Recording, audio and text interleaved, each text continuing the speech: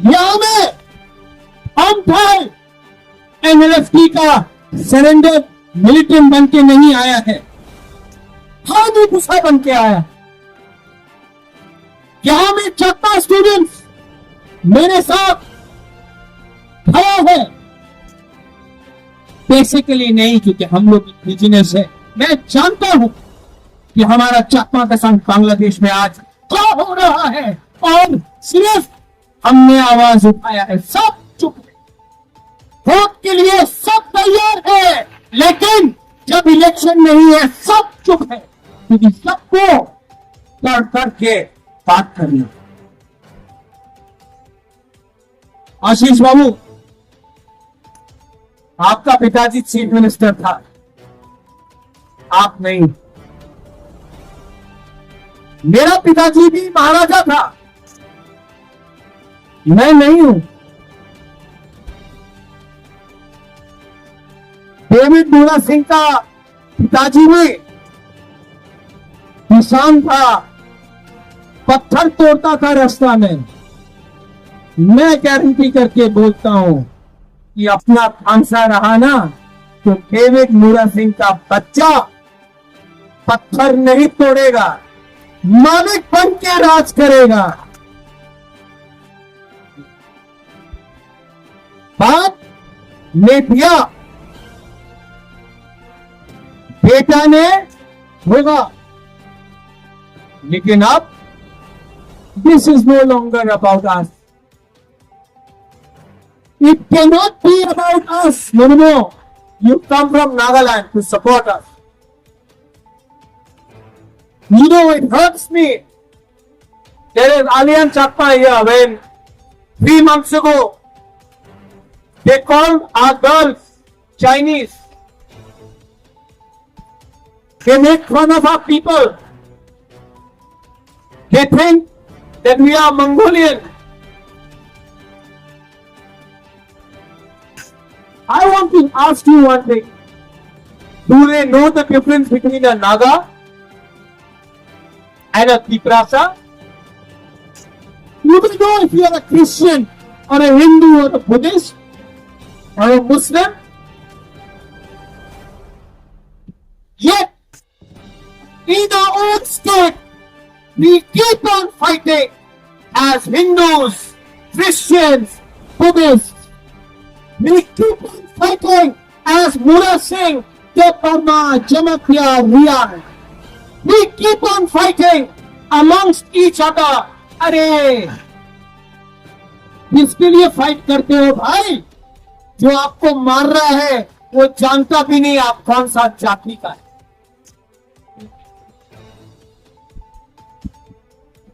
आज मेरे बहन के ऊपर प्रेशर था, हाँ, तो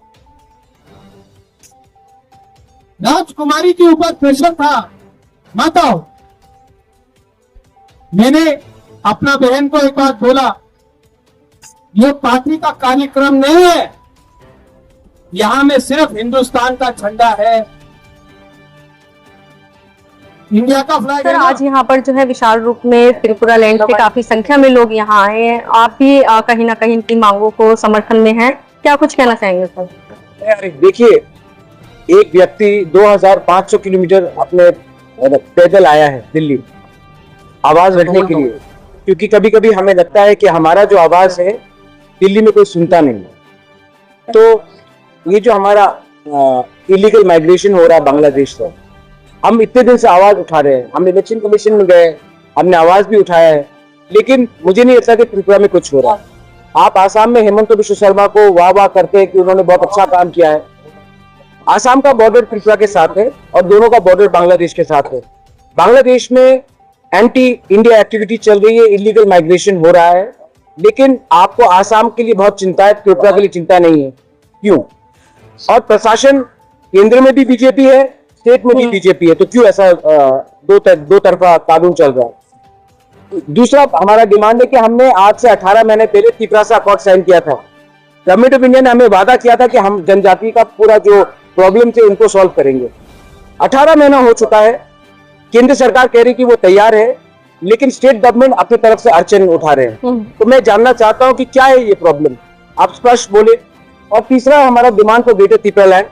अगर कुछ नहीं मिला तो हम ग्रेटर त्रिपुरा लैंड तो मांगते रहेंगे, ये हमारे दिल में है और ये मांगते रहेंगे। अपने वक्तव्यों में कहीं ना कहीं ट्रम्प का उदाहरण दिया सर। हाँ, आपने सिर्फ ट्रम्प का बारे सुना, आपने मोहम्मद यूनुस के बारे नहीं सुना, आपने ट्रम्प के बारे सुना, लेकिन आपने तिपरासा का आवाज नहीं सुना।